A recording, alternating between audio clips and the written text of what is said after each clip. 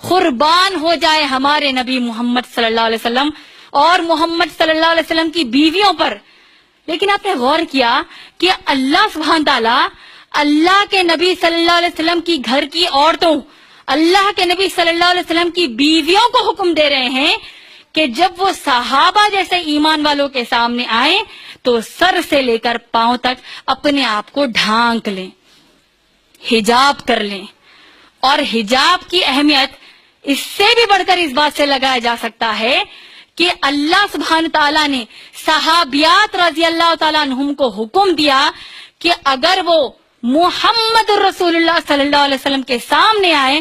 تب بھی وہ حجاب کر کر آئیں. یا اللہ،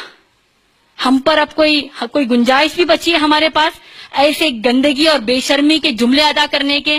کہ میری نیت تو صاف ہے، مجھے حجاب کرنے کی ضرورت نہیں، یا میرے میل فرینڈز جو ہوتے ہیں یا پھر میرے کزنز، میرے دیور، میرے جیٹھ، یہ لوگ ماشاءاللہ میرے سے بہت اچھے رہتے ہیں، ان کی نیت بری نہیں ہے.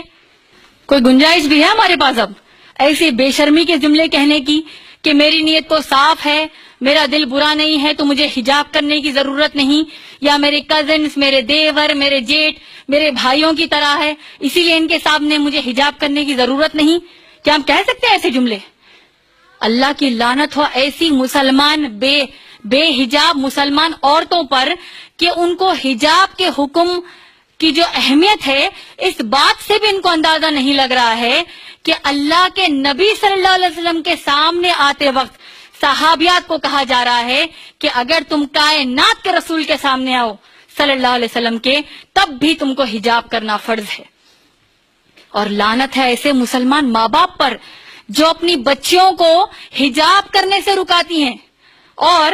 اپنی حجاب کرنے والی بیٹیوں کا مذاق اڑاتی ہیں. میری بہنوں، بھولے سے اپنا برقع نہیں اتارنا، حجاب نہیں چھوڑنا، کیونکہ ذرا سوچئے کہ اگر آپ میں سے کوئی، ہم میں سے کوئی اللہ کے نبی صلی اللہ علیہ وسلم کے زمانے میں ہوتی تو کیا آپ بے حجاب ہو کر اللہ کے نبی صلی اللہ علیہ وسلم کے سامنے آنے کی جرت کرتی؟ ہرگز نہیں. تو پھر کیسے آج کے گندے ماحول میں ہم اپنے حجاب کو بغیر کسی احساس کے، بغیر کسی شرم کے اپنے گھر کے، خاندان کے غیر محرم مرد اور باہر